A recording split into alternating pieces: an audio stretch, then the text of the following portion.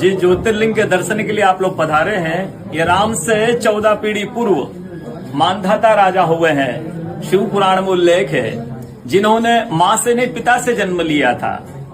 उनकी तपस्या से ये शिवलिंग प्रकट में स्थापित लिंग नहीं है।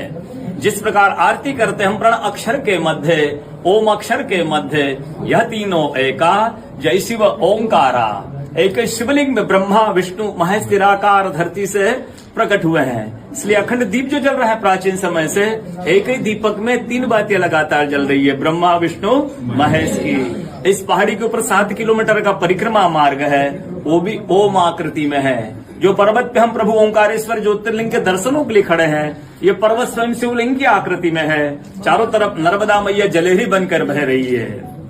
पूरे 12 ज्योतिर्लिंगों में शयन आरती होती है, लेकिन बाबा का विश्राम ओंकारेश्वर ज्योतिर्लिंग में है। यहाँ शयन करके 3 बजे रात उठकर महाकालेश्वर जाएंगे, वहाँ स्नान करेंगे।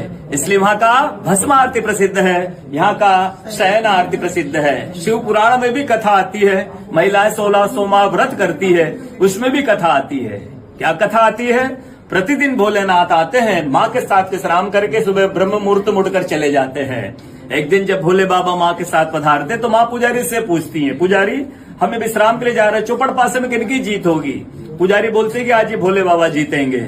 ऐसा बोलकर पुजारी घर चले जाते हैं। भोले बाबा माँ विश्राम के लिए चले जाते हैं। सुबह ब्रह्म मुहूर्त में जैसे ही भोले बाबा माँ बाहर निकलते हैं, पुजारी द्वार पर रहते, तो माँ पुजारी से पूछती, पुजारी कल मैंने आपसे पूछा था, हमें विश्राम के लिए जा रहे, चौपड़ पासे में किनकी जीत होगी? आपने कहा भोले बाबा जीतेंगे।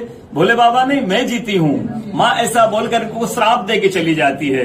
उनके तुरंत पश्चात अप्सराएं शिवलिंग पे जल चढ़ाने आती, तो अप्सराएं पुजारी से पूछती, पुजारी अस्वस्थ क्यों हो गए? आप तो ठीक थे।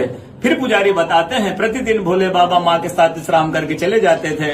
कल भोले बाबा माँ के साथ पधारे, माँ ने मुझसे पूछ लिया, पुजारी हमें विश्राम के लिए जा रहे, चौपड़ पासे में किनकी जीत होगी? मैंने कहा भोले बाबा जीतेंगे। माँ जीत गई। माँ मुझे श्राप दे के चली गई।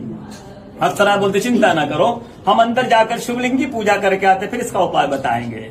अप्सरा अंदर जाकर शिवलिंग की पूजा करके बाहर आकर बोलती, पुजारी आप 16 सोमवार व्रत कीजिएगा, व्रत करते ही स्वस्थ हो जाएंगे, व्रत करते ही ठीक हो जाएंगे।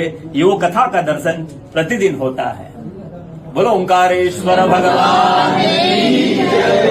पूरे 12 ज्योतिर्लिंग में ओंकारेश्वर ही ऐसा ज्योतिर्लिंग है, जिसके दर्शन के पश्चात कोई महानदी का दर्शन होता है, जिसके तट को छूकर कोई महानदी बह रही है। आप काशी जाएंगे, गंगा जी दूर है, उज्जैन जाएंगे, क्षिप्रा जी दूर है, सोमनाथ जाएंगे, समुद्र है, लेकिन ओंकारेश्वर ही ऐसा ज्योतिर्लिंग है जिसके दर्शन के पश्चात कोई महानदी का दर्शन होता है।